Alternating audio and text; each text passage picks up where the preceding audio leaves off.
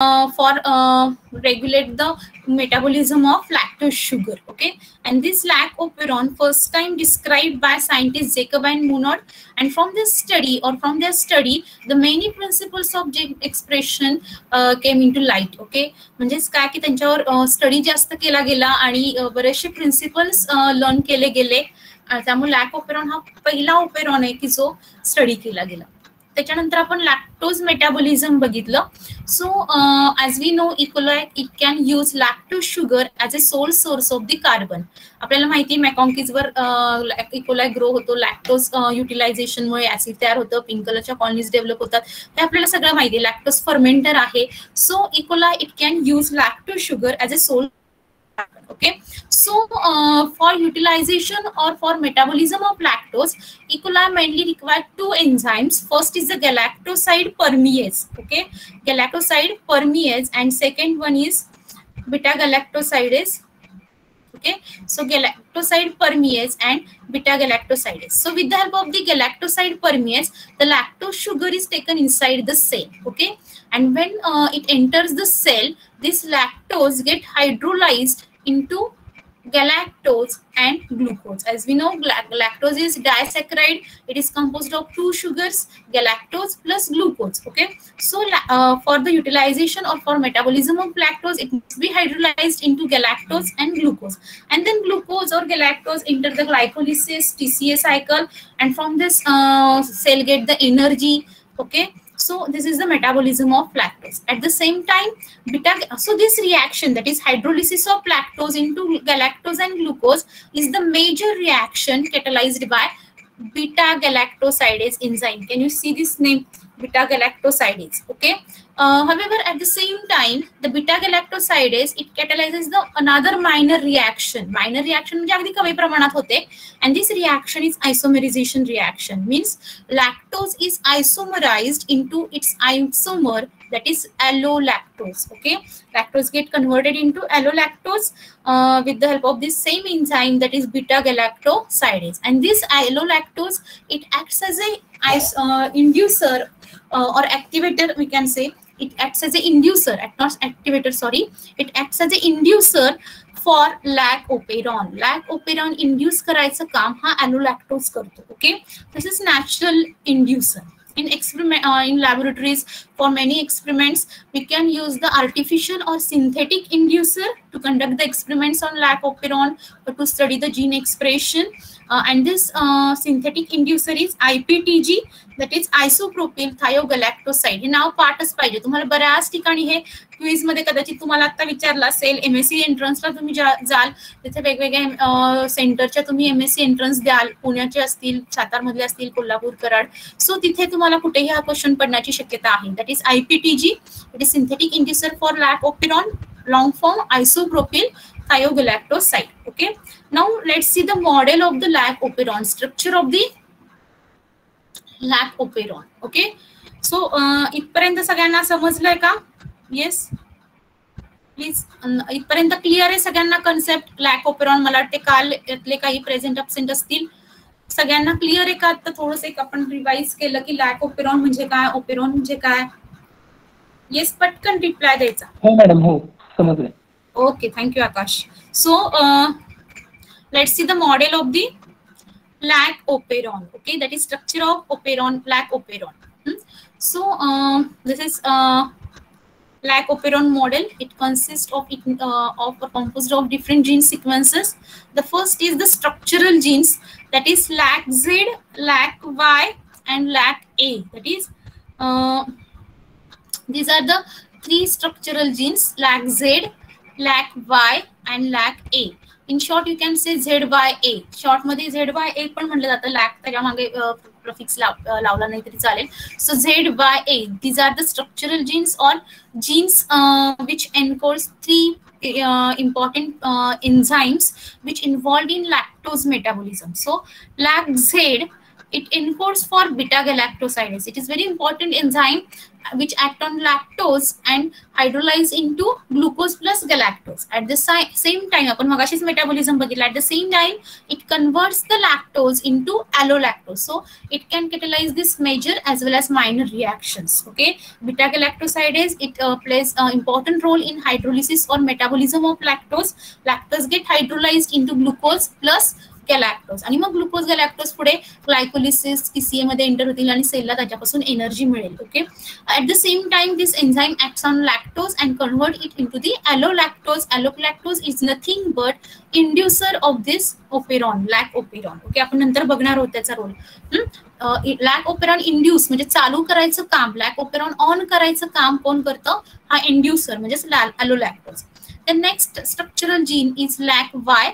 It encodes galactoside permease. Permease means it permits the entry of lactose inside the cell. Cell membrane मध्ये आपण बघितलं की sale membrane protein आहे ते enzyme. वाटल्यास आपण पुन्हा एकदा बघूया. So this is cell membrane protein. Cell membrane मध्ये डिस्लोकेट झालेलं दिसतंय and it allows the entry of lactose into cell inside the cell across the cell membrane. Okay, so galactoside permease, it permits the entry of lactose into the cell. And the third structural gene is A, that is LAC-A. It encodes thiogalactoside transacetylase. नाव लक्षात ठेवा, आता आपण जो metabolism बघितला तिथे हे कुठेही enzyme आलं नाहीये, पण it is a part of the lac operon. Okay, हा त्या बाकीच्या दोन जीन्स बरोबर क्लस्टर्ड झालेला आहे. त्याचं एन्झाइम कोणतं एन्कोड करतोय? Thiogalactoside transacetylase. And this enzyme actually the exact role of this enzyme is not clearly known, but it seems म्हणजे प्रोबॅबिलिटी आहे किंवा त्याची शक्यता सांगितली जाते की it seems to modify the toxic galactoside to facilitate their removal from the cell. जर काही सेलमध्ये टॉक्सिक गॅलॅक्टोसाइड्स तयार झाले, ओके, तर त्याचे मॉडिफिकेशन केलं जातं, टॉक्सिक टू नॉन टॉक्सिक केलं जातं की जेणेकरून ते सेलच्या बाहेर टाकलं जाईल. ओके, पण त्याचा रोल एक्झॅक्टली क्लिअर नाहीये, पण एन्झाइम लक्षात ठेवा LAC-A. इट एन्कोड्स थायोगॅलॅक्टोसाइड ट्रान्सॲसिटिलेज. ओके, मॉडिफिकेशन करतो बेटा गॅलॅक्टोसाइड्स मध्ये की जेणेकरून टॉक्सिक्स असतील तर ते सेलच्या बाहेर टाकण्यासाठी मदत होईल. देन नेक्स्ट हे झाले स्ट्रक्चरल जीन्स, जीन क्लस्टर की जे ऍक्च्युअली एन्झाइम्स एन्कोड करतात आणि करतात म्हणून त्यांना आपण जीन क्लस्टर किंवा स्ट्रक्चरल जीन्स म्हणतो. Next is the P for promoter. आपण प्रमोटरचा रोल बघितला, where the RNA polymerase binds and starts its transcription of the structural genes. Okay, so promoter site, promoter P means promoter. It is the site where RNA polymerase bind and starts the transcription. म्हणजे हे जे jeans आहेत structural gene ZYA त्याचं transcription होतं, polycistronic mRNA तयार होतो. Polycistronic mRNA means what? मला वाटतं मी मागच्या वेळी सांगितलं होतं. पॉलिसिस्ट्रॉनिक mRNA कोण सांगेल पटकन? येस, पॉलिसिस्ट्रॉनिक mRNA कोण सांगेल? कुणाला आठवतंय? More than one genes encode the enzymes. Very good. On same mRNA or on same transcript. येते लक्षात? म्हणजे सगळे जीन्स एकाच mRNA वर ट्रान्सक्रिप्ट होतात. प्रत्येक जीन्ससाठी वेगळा mRNA तयार होत नाही. Multiple genes are transcribed on a same mRNA. Okay, so such type of mRNA is known as the polycistronic mRNA किंवा जीन्स वरती म्हटलं जाऊ शकतं. आलं लक्षात? पॉलिसिस्ट्रॉनिक मीन्स की बरेचसे जीन्स म्हणजे एकापेक्षा जास्त जीन्स हे एका कंटिन्युअसली ट्रान्सक्राईब होतात. एक सलग mRNA तयार होतो, सेम mRNA वर ते ट्रान्सक्राईब होतात. So these are known as the polycistronic mRNA. Okay, so P, promoter sites to which RNA polymerase bind and it start the transcription of this ZYA gene. Then next is the operator site, that is O. मागच्या वेळी आपण बघितलं की operator साइटला कोण bind होतं? Repressor.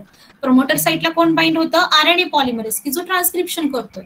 Operator साइटला कोण बाइंड होतं? That is repressor proteins. Okay, so O, it is the repressor protein. Actually, sorry, operator site. Actually, there are 3 operator sites: O1, O2, and O3. You can see in figure. There are 3 operator sites: O1, O2, and O3. So, out of this, O1 it is the main operator site. O2 and O3 these are the secondary operator sites. आता main आणि secondary म्हणजे काय आपण next slide मध्ये बघू. So in lac operon there are 3 operator sites O1, O2 and O3. त्याला repressor protein join होतो. O1 ही main operator site आहे, प्रायमरी ऑपरेटर साइट आहे, आणि O2 and O3 these are the secondary operator sites. Next बघा segment that is LAC-I. LAC-I it encodes the repressor protein. I gene हा कोण encode काय encode करतोय? It encodes the repressor protein. Okay, and this LAC-I gene has its own promoter. Okay, it has its own promoter. म्हणजे it is not a part of the LAC operon. आपण जर असं म्हणू शकतो की LAC-I आणि त्याचा प्रमोटर हा या ओपेरॉन सिस्टीमचा पार्ट नाहीये. ओके, लॅक ओपेरॉन मध्ये काय येतं तर हे 3 structural genes ZYA plus operator sites plus promoter site. Okay, lac I का नाही हा ओपेरॉनचा पार्ट, तर त्याचा स्वतःचा प्रमोटर त्याच्याकडे आहे. आय जीन एन्कोड काय करतो, काय कशासाठी एक्सप्रेस होईल, to synthesize the repressor protein. Okay, आणि हे रिप्रेसर प्रोटीन तयार व्हायचं असेल तर त्याच्याकडे स्वतःचा प्रमोटर साइट आहे की ज्याला RNA पॉलिमरेज बाइंड होतं, and so independently this lac I can expressed. Okay, समजतंय का? So these are the different segments found on the LAC operon model. First structural genes, लक्षात ठेवा ZYA operator site O1, O2, O3. O1 primary or main operator site, O2 and O3 these are the secondary operator sites, and TP for promoter to which RNA polymerase bind. Repressor it binds to operator site, RNA polymerase binds to promoter site. हे लक्षात ठेवा. आणि I gene it encodes for the repressor protein and it has its own promoter, so it cannot be considered as a part of the LAC operon. Okay, then next let's see the more information about the I gene. As I told you, I gene is transcribed from its own promoter, that is PI, okay, site, and so it is independent of the LAC operon genes. So LAC operon वर depend nahi for this transcription, and so it cannot be considered as a part of the LAC operon. It encodes a diffusible molecule that causes the gene repression. हे जे structural genes आहेत ZY आणि A की जे beta गॅलॅक्टोसाइडेज परमिएस enzymes encode करतात ZYA, त्या जीनचं repression करायचं काम, ते जीन्स रिप्रेस करायचं काम हा LAC-I जीनचं प्रॉडक्ट करतोय, and so this non as the LAC repressor. Okay, so LAC repressor it is the tetramer of identical monomers. 4 monomers एकत्र येऊन हा LAC repressor तयार झालाय. टेट्रामर मॉलिक्यूल आहे, 4 मोनोमर्स येऊन हा टेट्रामेरिक प्रोटीन तयार झालेला आहे, आणि त्याला काय म्हणतो आपण LAC repressor, की जो ऍक्च्युली LAC operon रिप्रेस करायचं काम किंवा ब्लॉक करायचं काम तो करेल. Okay, it binds most tightly to its primary operator site O1. म्हणून त्याला आपण मेन साइट किंवा प्रायमरी साइट म्हणतो की O1 ला तो टाइटली बाइंड होतो. कोण? Repressor it binds to O1 site with more affinity किंवा most tightly, so it is known as the primary operator site, that is O1. Okay, आणि अजून 2 साइट्स मग अशी सांगितल्या सेकंडरी साइट्स की O2 and O3. One O2, that is O2 operator site, it is located within the gene encoding galactosidase. Okay, मागच्या slides मध्ये बघूया. Slides change झाली आहे का तुमच्याकडे? आधीची जी आपण स्लाइड बघूया त्याच्यामध्ये O2 कुठे बघा, O2चं लोकेशन जर बघितलं तर it is located within the LAC-Z gene. Okay, LAC-Z encode काय करतोय? बीटा गॅलॅक्टोसाइडेज. त्यामुळे Z जीनच्या मध्येच तो O2 लोकेट आहे, म्हणजे त्याच्यामध्ये तो ओव्हरलॅपिंग आहे किंवा त्या LAC-Z जीन मध्येच O2 ऑपरेटर साइट प्रेझेंट आहे. ओके, आणि O3 it is within the I gene. Okay, it is within the I gene, म्हणजे O2 हा Z जीन मध्ये लोकेट झालेला आहे आणि O3 it is located within the I gene. Okay, so these 2 operator sites are known as the secondary operator sites or secondary binding sites for the LAC repressor. Okay, O2 and O3. O2 it is within the LAC-Z gene, that is beta galactosidase gene, and O3 it is within the I gene. So to repress the LAC operon, obviously repressor must bind to the its operator site. But here 3 operator sites, O1, O2, O3. As I told you, O1 is the main or primary operator site, त्यामुळे त्याला तर bind होणं must आहे. तो repressor O1 ला bind होणार, ते mandatory आहे, कंपल्सरी आहे. जर लॅक ओपेरॉन रिप्रेस करायचं असेल तर रिप्रेसर प्रोटीन त्या O1 ला बाइंड होणं गरजेचं आहे. आणि त्या सेकंडरी साइट्स जे आहेत O2 आणि O3 त्यापैकी कुठल्या तरी एका साइटला तो बाइंड होणं गरजेचं आहे. म्हणजे to repress the operon, the lac repressor seems to bind to the both sides, that is main operator O1 site and one of the 2 secondary site. 2 secondary sites पैकी कुठली तरी एक secondary sites, अशा 2 ठिकाणी ऑपरेटर साइटला repressor bind होणं गरजेचं आहे. आणि हे बाइंड होत असताना तो डीएनएचं एक लूप तयार होतं आणि त्या लूप स्ट्रक्चरमुळे ऍक्च्युली आरएनए पॉलिमरेज तिथं बाइंड होऊ शकत नाही प्रोमोटर साइटला, किंवा बाइंड झाला तरी तो पुढे मूव्ह होऊ शकत नाही आणि त्यामुळे तो लॅक ओपेरॉन ब्लॉक होतो. म्हणजेच तो तिथे बीटा कॅडॅक्टोसाइडेज किंवा परमिएस एन्झाइम्स एक्सप्रेस होऊ शकत नाही, ते जीन्स एक्सप्रेस होऊ शकत नाहीत. म्हणजेच ओपेरॉन ब्लॉक झाला किंवा ऑफ झाला असं आपण म्हणू शकतो. आलं लक्षात? So to repress the operon, the lac repressor it seems to bind to both sides. The first is the main operator binding site, that is O1, and one of the 2 secondary sites, that is O2 or O3. आणि हे करत असताना तिथे DNA चं loop तयार होतं आणि दिस loop structure or this overall structure it blocks the access of RNA polymerase to the promoter sites, and so it blocks the transcription initiation. Okay, now let's see the binding arrangement. Can you see the diagram? Yes, me diagram share केलेली आहे, दिसते का slide सगळ्यांना तुम्हाला share झाली आहे. So हा जो रिप्रेसर प्रोटीन आहे पिंक कलरचा, okay, it may bind either with O1 और O3 और O1 and O2. ओके, म्हणजे O1 ही प्रायमरी साइट आहे, त्याला आता रिप्रेसर प्रोटीन बाइंड, पण त्याचबरोबर तो सेकंडरी साइट ज्या O2 आणि O3 त्यातल्या एका साइटला तो बाइंड होणं गरजेचं आहे. अरेंजमेंट अशी असेल O1 किंवा O3, O1 and O3 किंवा O1 and O2. ओके, आणि हे बाइंडिंग होत असताना ह्या दोन्ही काही लगत स्पेस लगेच नियर साइट्स नाही आहेत किंवा ऍडजसेंट साइट्स नाही आहेत, ऍडजसेंट साइट्स नाही आहेत, आणि त्यामुळे त्या दोघांना बाइंड होण्यासाठी O1 आणि O3 किंवा O1 आणि O2 ला बाइंड व्हायचं असेल तर डीएनए ला लूप तयार करावं लागतं, लूप स्ट्रक्चर तयार होतं आणि त्याच्यामुळे it blocks the access of RNA polymerase to this promoter site. Okay, इथे बाइंड होणार नाही किंवा बाइंड झाला तरी तो पुढे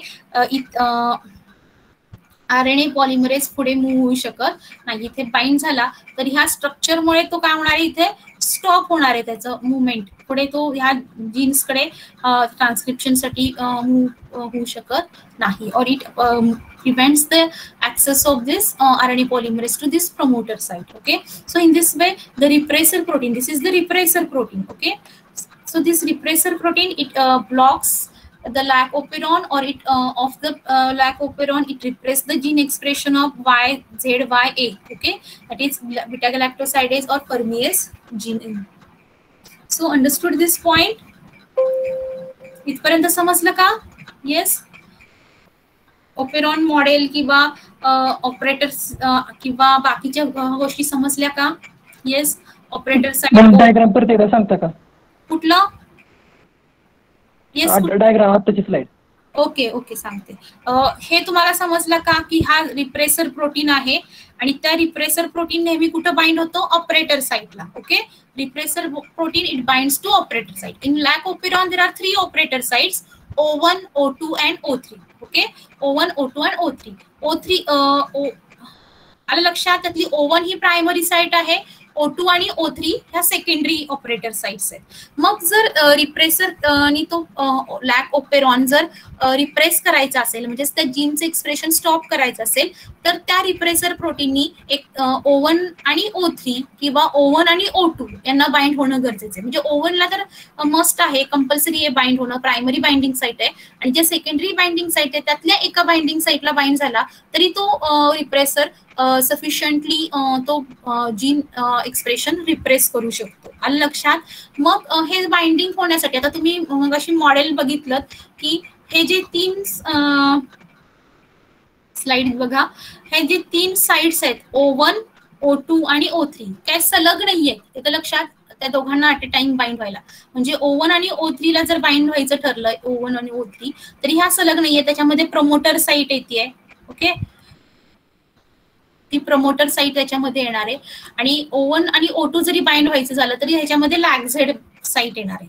आणि त्यामुळे जर रिप्रेसर प्रोटीनला O1 आणि O3 ला किंवा O1 आणि O2 ला बाइंड व्हायचं असेल तर डीएनएचं लूप तयार व्हावं लागणार आहे. इथे लक्षात, इथे डीएनए बेंड व्हावा लागेल, लूप तयार होणं गरजेचं आहे. आणि तो मगच तो at a time O1 O3 किंवा O1 O2 ला बाइंड होईल. आलं लक्षात? त्यामुळे आपण स्लाइड दिसते ही आता दुसरी 2 डायग्राम्स दिसतात, चेंज केली स्लाइड. हो दिसते. येस. सो त्यामुळे हा जो रिप्रेसर प्रोटीन आहे की जो आपण मगाशी बघितलं की टेट्रामर आहे, इथे 4 मोनोमर्स दिसतात बघा, 1 2 3 आणि हा मागचा 4. ओके, सो हे 4 मोनोमर्स म्हणजे tetramers at a time O1 आणि O3 किंवा O1 आणि O2 ला बाइंड होतं. And for this purpose DNA get looped out. Okay, डीएनएचं लूप तयार होतं. ओके, आणि तरच ते 2 साइट एकत्र येतात आणि तिथे तो रिप्रेसर प्रोटीन बाइंड होऊ शकतं.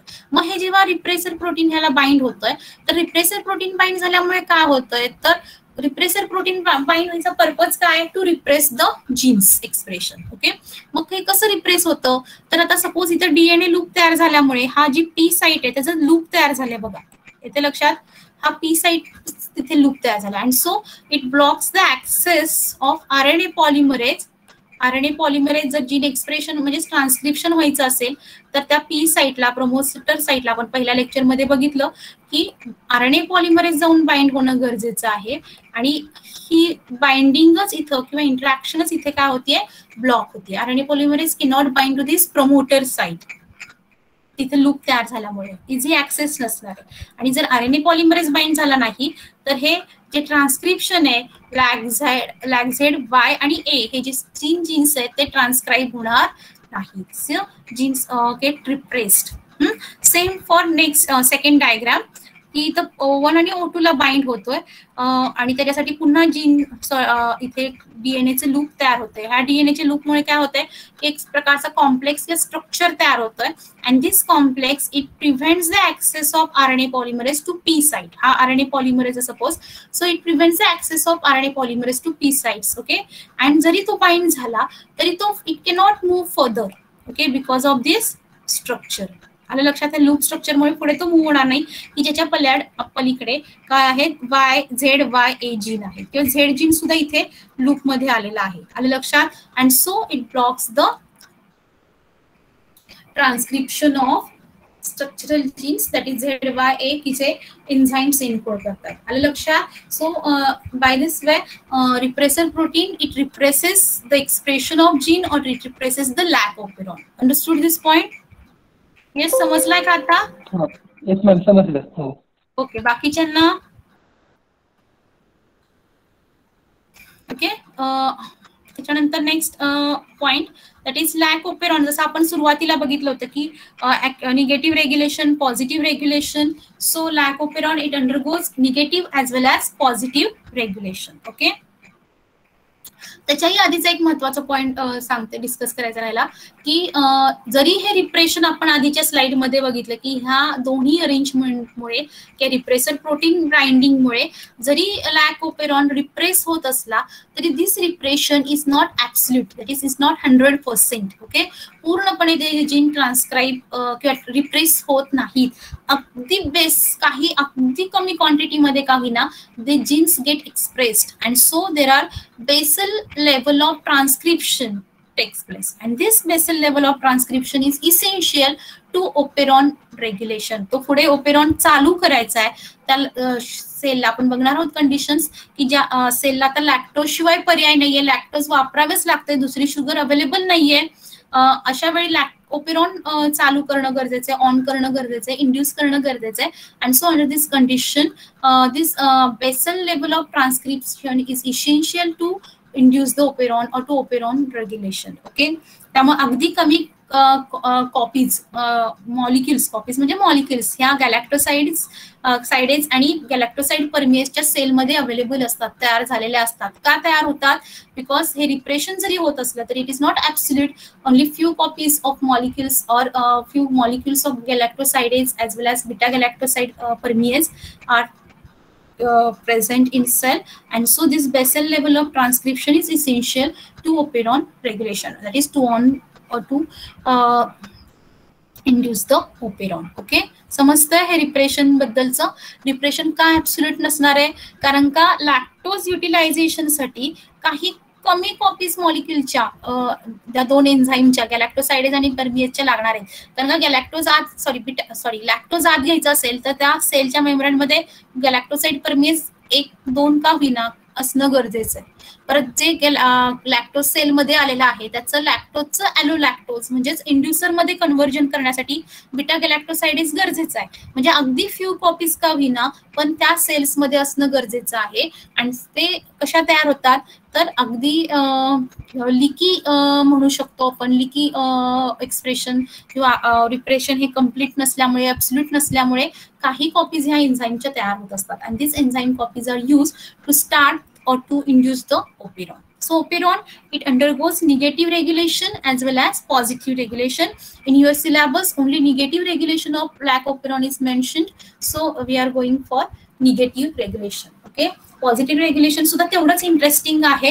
ऍक्च्युली ओपेरॉन हा पार्टच खूप इंटरेस्टिंग किंवा मला माझ्या BSc ला असताना आवडलेला, सगळ्यात आवडलेला टॉपिक होता की ओपेरॉन. सो निगेटिव्ह रेग्युलेशन आपण बघूया. तुमच्या सिलेबस मध्ये पॉझिटिव्ह रेग्युलेशन नाही आहे पण तुम्ही वाचू शकता. मी तुम्हाला लेनिंजर बुक शेअर केलेला आहे, त्याची सॉफ्ट कॉपी मी त्यातनंच नोट्स काढलेल्या आहेत. So you can use this book. Diagrams वगैरे खूप छान दिलेले आहेत त्याच्यामध्ये. So let's see the negative regulation of lac operon. Okay, so negative regulation, for negative regulation we can consider the two situations. The first, in presence of lactose and in absence of lactose. Means how lac operon works in presence of lactose as well as in absence of lactose. Means what kind of regulation taking place in presence of lactose and in absence of lactose. Lactose असताना आणि lactose नसताना कसं regulation होतं ते आपण बघूया. So let's C first condition or situation, that is in presence of lactose. So when cells are provided with only lactose, we can write here word only or sole source of the carbon as a lactose. Okay, so फक्त lactose provide केली तर, so when cells are provided with only lactose as a carbon source, the lac operon has to be induced. Okay, सेलला जर लॅक्टोजच फक्त provide केली आहे, lactose शिवाय दुसराच carbon available नाहीये, तर सेलला लॅक ओपेरॉन इंड्यूस करणं गरजेचं आहे, लॅक ओपेरॉन चालू करणं गरजेचं आहे. So the inducer in the lac operon system is not lactose itself but it is a allolactose. Lac operon साठी इंड्युसर कुठला आहे? लॅक्टोज आहे का? नाही, तर कुठला आहे? Allolactose. Okay, so allolactose as we know it is the isomer of lactose. आपण मगाशी बघितली रिएक्शन मेटाबॉलिझम मध्ये. So after entry into the E. coli cell, the lactose get converted into allolactose by one of the few existing galactosidase molecules. मगाशीच मी सांगितलं की हा lakh operon completely की absolutely repress होत नाही, विकी आहे तो, आणि त्यामुळे काही few existing copies, with the help of the few existing molecules of lactose permease, the lactose is taken inside the cell, and then lactose is converted to allolactose by few existing copies of galactosidase molecule. त्यामुळे Basel level किंवा काही lactose परमेज आणि गॅलॅक्टोसाइडेजच्या enzymes च्या copies किंवा molecules sale मध्ये असणं गरजेचं आहे की ज्याच्या मदतीने बाहेरचं लॅक्टोज शुगर आतमध्ये घेतली जाईल आणि त्या लॅक्टोजचं कन्व्हर्जन ॲलोलॅक्टोज म्हणजेच इंड्युसर मध्ये केलं जाईल. Okay, so once inducer. Hello ma'am, yes, slide change झाली. ओके, आता दिसत असेल, दिसते? हा, दिसतो मॅम आता. हो, okay. So this inducer, what it does, this inducer it binds to specific site on lac repressor protein. repressor ला तो bind होतो inducer म्हणजेच allolactose. also it causes the conformational changes that results in dissociation of the repressor from the operator. What काय होते बघा की inducer म्हणजेच काय, allolactose it binds with the specific site on lac repressor. lac repressor ला जो bind होतो, lac repressor already कुठं बाइंड झालेला आहे, ऑपरेटर साइटला. पण आता त्या रिप्रेसरला allolactose बाइंड झाल्यामुळे त्या रिप्रेसर प्रोटीन मध्ये काही कन्फॉर्मेशनल चेंजेस होतात, स्ट्रक्चरल चेंजेस होतात, and that results in dissociation of repressor from the operator. आता तो ऑपरेटर पासून डिसोसिएट होतोय, तिथून निघून जातोय. ऑपरेटर निघून झाला की लूप सरळ होणार आहे. Promoter site it is now free for binding to the RNA polymerase, and RNA polymerase त्या प्रोमोटर साइटला बाइंड झाला की transcription is going on. That is जो mRNA आहे तो तयार होईल किंवा जे जीन्स आहेत ते ट्रान्सक्राईब होईल. mRNA तयार झाला, mRNA पासून प्रोटीन्स तयार झाले, म्हणजेच एकूण काय तर जीन प्रॉडक्ट्स तयार होतील. आलं लक्षात? आपण डायग्राम बघूया. दिस इज सिंपल फॉर्म दाखवला लॅक ऑपेरॉनचा. आपण ऍक्च्युली मगाशी खूप बघितलं एक्झॅक्ट स्ट्रक्चर, पण डायग्रामॅटिकली इथं सिंपल दाखवलंय. आय जीन जो रिप्रेसर हे करतो, इथे ही प्रमोटर साइट आहे, प्रमोटर साइट दाखवली नाहीये इथे, actually he promoter site and this is the operator site. So already operator साइटला हा रिप्रेसर प्रोटीन बाइंड असतो. पण जेव्हा सेलमध्ये लॅक्टोज घेतला जातो, लॅक्टोजचं कन्व्हर्जन ॲलोलॅक्टोज मध्ये होतं, तो ॲलोलॅक्टोज या रिप्रेसर प्रोटीनला जाऊन बाइंड होणार, आणि रिप्रेसर प्रोटीनला बाइंड झालं की त्याच्या स्ट्रक्चरमध्ये चेंजेस होतात, कन्फर्मेशनल चेंजेस होतात की जेणेकरून तो आता ऑपरेटर साइटला बाइंड होणार नाही. आणि ऑपरेटर साइट आणि promoter sites they are adjacent sites किंवा ओव्हरलॅपिंग साइट्स आहेत, आणि त्याच्यामुळे तिथून तो ऑपरेटर साइट पासून रिप्रेसर डिसोसिएट झाला, निघून गेला, and now this promoter site that is ही जी येलो कलरची दाखवली आहे, जी आता त्या रिप्रेसरमुळे ओव्हरलॅप झाली होती, ती आता फ्री झाली साइट. कशासाठी फ्री झाली? To bind with the RNA polymerase. आलं लक्षात?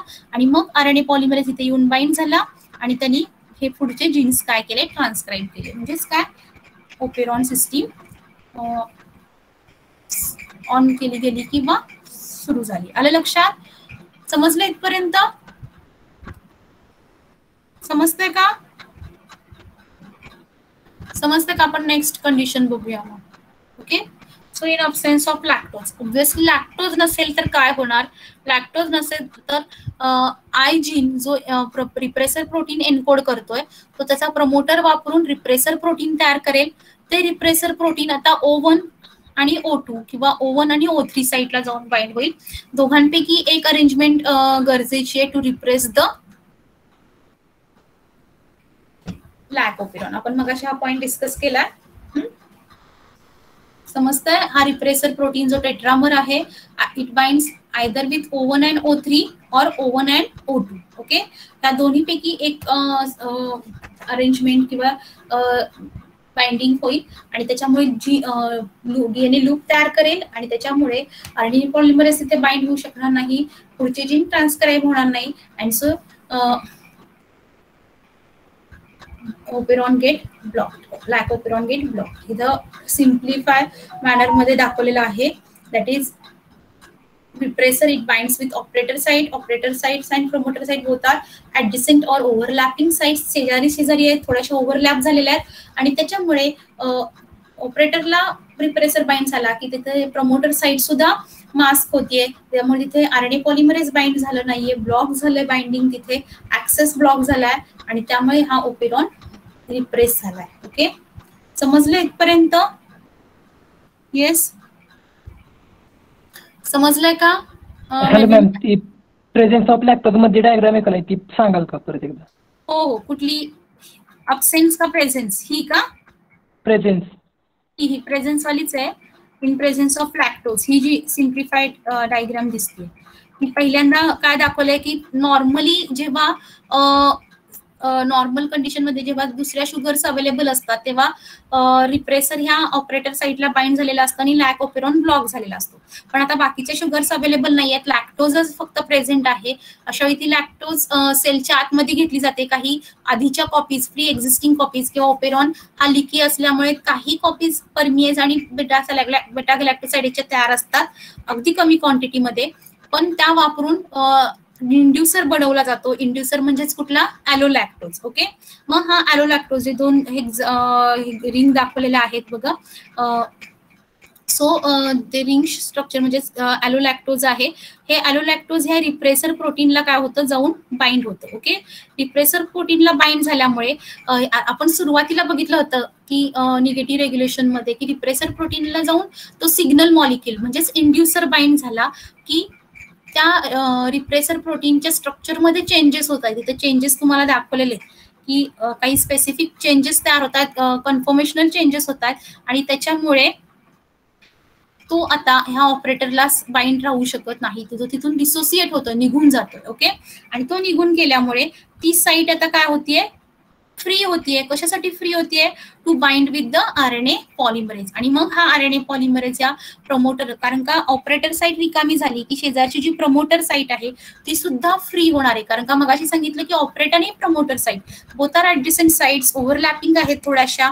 त्यामुळे जरी तो ऑपरेटरला रिप्रेसर जाऊन बाइंड झाला तरी प्रमोटर साईट मास्क होते, हाईड होते आणि त्याच्यामुळे तिथं RNA पॉलिमरेज जाऊन बाइंड होऊ शकत नाही. आणि आता जेव्हा तो प्रमोटर रिप्रेसर ऑपरेटर पासून डिसोसिएट होतोय, रिमूव्ह होतोय, तेव्हा मात्र RNA पॉलिमरेज तिथे जाणार आहे आणि तिथं बाइंड होईल. And now it initiates the transcription of Z, Y आणि A. ओके, समजतंय का काय आकाश? येस, हा ओके मॅम, समजले. हो, समजलं. आणि इन अब्सेन्स ऑफ, तर अगदी सिंपल आहे जे आपण मगाशीच डिस्कस केलं की अब्सेन्स जर लॅक्टोज नसेल तर लॅक ओपेरॉन कशाला चालू ठेवेल, सेल नाही करणार, त्यांना एन्झाईम्स तयार कशाला करत बसेल आणि त्यामुळे रिप्रेसर प्रोटीन ह्या म्हणजे ऑपरेटर साईटला जाऊन बाइंड होईल. अर्थात दोन अरेंजमेंट्स पॉसिबल आहेत, एक तर O1 O3 किंवा O1 आणि O2. आणि ह्या बाइंडिंग मध्ये जो टेट्रामेरिक रिप्रेसर बाइंड होतो त्याच्यामुळे इथे लूप तयार होतं. लूप स्ट्रक्चरमुळे RNA पॉलिमरेजचा ऍक्सेस ब्लॉक होतोय, RNA पॉलिमरेज तिथे बाइंड होऊ शकत नाही and so transcription get blocked. समजतंय?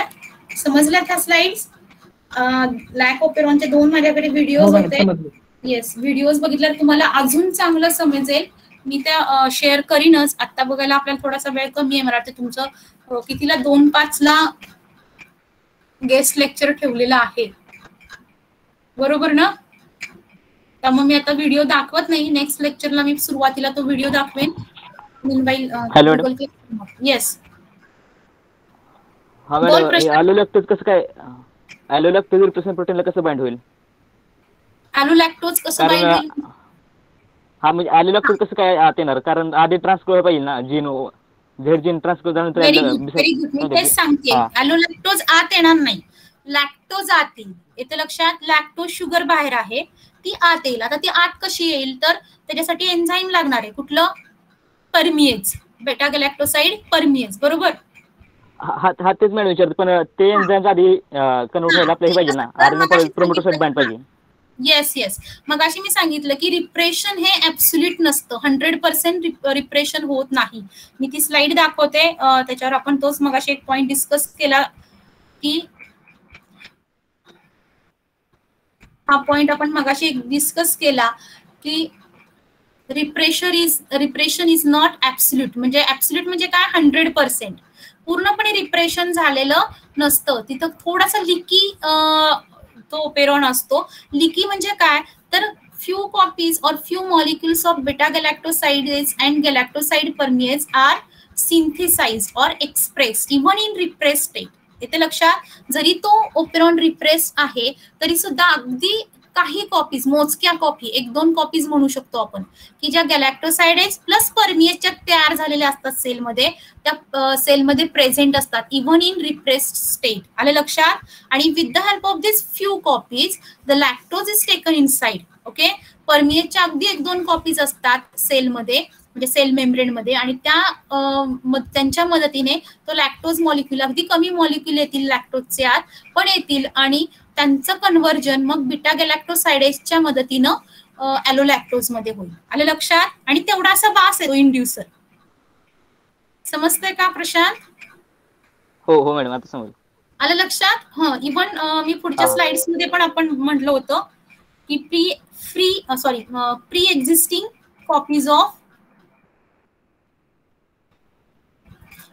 via the few existing molecules. Existing म्हणजे काय, तर आधी प्रेझेंट असलेल्या. आलं लक्षात? आणि आधी कुठून प्रेझेंट असतील त्या? आधी कुठून प्रेझेंट असतील? स्मॉल लिकी आपली कम्प्लीट Yes. ऍडमिशन झालं नाही लिकी ऑपेरॉन किंवा रिप्रेशन हे कम्प्लीट होत नसतं. हा पॉइंट समजलं? फ्यू एक्झिस्टिंग कॉपीज मुळे त्या आत घेतले जातात. इंड्युसर तयार होतो, लॅक्टोजचं कन्व्हर्जन ॲलोलॅक्टोज मध्ये होतं आणि मग तो ॲलोलॅक्टोज तो लॅक ऑपेरॉन इंड्यूस करेल. समजलं? हो. येस. सो लॅक ऑपेरॉन समजलाय सगळ्यांना? मी व्हिडिओज तुम्हाला गुगल क्लासरूमवर संध्याकाळी टाकेन, पुढच्या लेक्चरलाही दाखवेन. ते व्हिडिओज खूप सुंदर आहेत बघा, त्याच्यावरून तुम्हाला त्या लॅक ऑपेरॉन पटकन समजून जाईल. आता वेळ नाहीये, तुमचं लेक्चर आहे, पटकन लेक्चरला जॉईन व्हा. बाहेरचे गेस्ट येणार आहेत आणि आपली मुलं नाहीत असं नको व्हायला. ओके, लेक्चर जॉईन करा, सगळ्यांनी जॉईन करा आता जे सगळे प्रेझेंट आहेत त्यांनी. ठीक आहे? येस, सगळ्यांनी जॉईन व्हा. मी इथे थांबते. नेक्स्ट लेक्चरला आपण तो व्हिडिओ बघूया. Okay, good bye, thank you. Lecture join करा नेक्स्ट.